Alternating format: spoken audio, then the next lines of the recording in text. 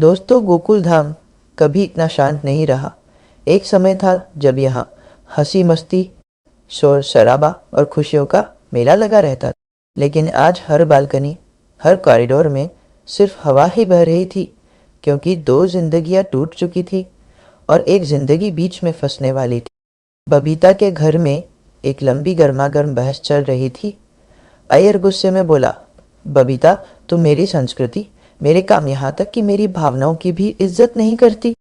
बबीता ने आंसू रोकते हुए कहा, और तुमने कभी मेरी तन्हाई की इज्जत नहीं कि। बहस रात 8 बजे तक चलती रही। फिर अचानक दरवाज़ा जोर से बंद होने की आवाज़ आई, कांच टूटने की खनक गूंजी और आखिरकार सब कुछ खामोशी में बदल गया। अय्यर, मैं तलाक चाहती हूँ।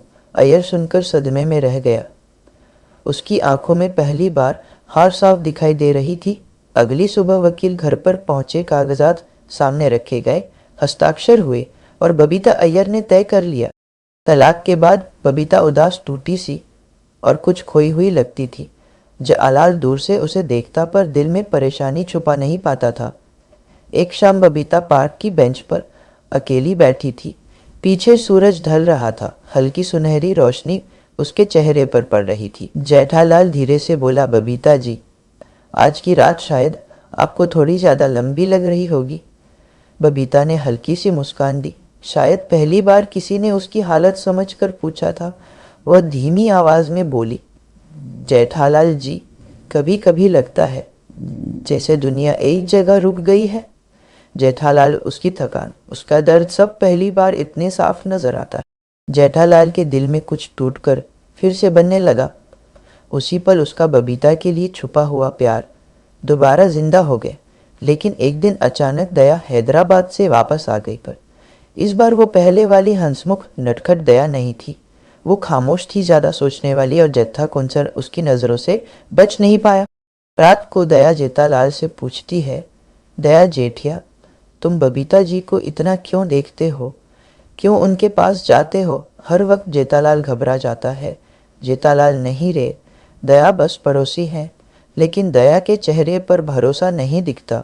वह एक दिन चुपचाप गोकुलधाम छोड़कर चली जाती है। चिट्ठी में लिखती है, जेठिया, अगर तुम्हारा दिल कहीं और लग रहा है तो मैं तुम्हें कैसे रोकूं। जेठा टूट गया, भावनात्मक रूप से टूट गया। जेठा पूरा दिन काम में डूब जाता है।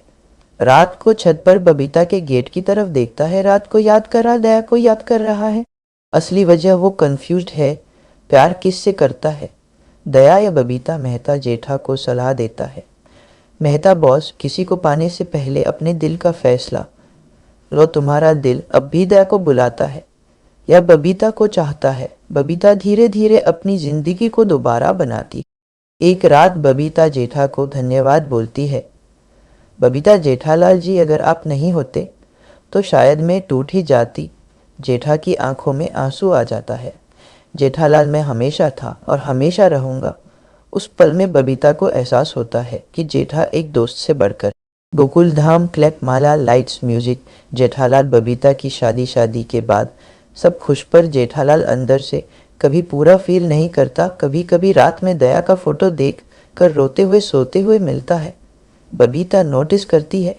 एक रात बबीता धीरे से जेठा के पास आती है। बबीता, तुम दया को भूल नहीं पाते, ठीक है? जेठालाल, सच्चा प्यार कभी पुराना नहीं होता।